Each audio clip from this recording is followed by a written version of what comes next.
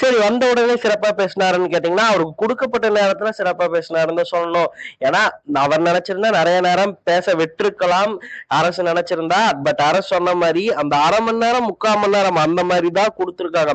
So அப்படி இருக்கும்போது 10 நிமிஷம், 15 நிமிஷம் பேசுறது தான் சரியா இருக்கும் அப்படிங்கிறதுக்காக, அந்த மாரி தான் பேசியிருந்தாரு தளபதி விஜய். ஸோ எடுத்த உடனே வந்துட்டு, நான் என்னுடைய அரசியல் களத்த வந்துட்டு விவசாயிகளுடைய காலடி மண்ண தொட்டு தொடங்கலாம் அப்படின்னு சொல்லிட்டு தான் பரந்தூருக்கு வந்திருக்கேன் அப்படின்னு சொல்லிட்டு தான் தன்னுடைய உரையவே தொடங்கினாரு.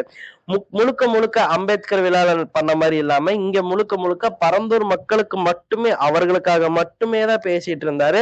பரந்தூர் மக்களுக்கு என்னுடைய சார்பாகவும் தாவேக தொண்டர்களும் சரி, என்னுடைய ரசிகர்களும் சரி, எல்லா வகையிலும் உதவி புரிவோம். சட்டப்பூர்வமான நடவடிக்கை எல்லாமே எடுப்போம். சட்டம் வழியாக என்னென்ன நடவடிக்கைகள் எடுக்கணுமோ அது எல்லாத்துக்குமே துணை நிற்போம் அப்படின்னு சொல்லிட்டு ஒரு உறுதியும் கொடுத்திருக்காரு. சோ வந்துட்டு ஏதாவது கேஸ் போட வாய்ப்பு இருக்கு. அப்படி போட்டாங்கன்னா தாவேக கழகத்துக்கு ஒரு மிகப்பெரிய பிளஸ் பாயிண்ட் அமையும் 2026 தேர்தலுக்கு.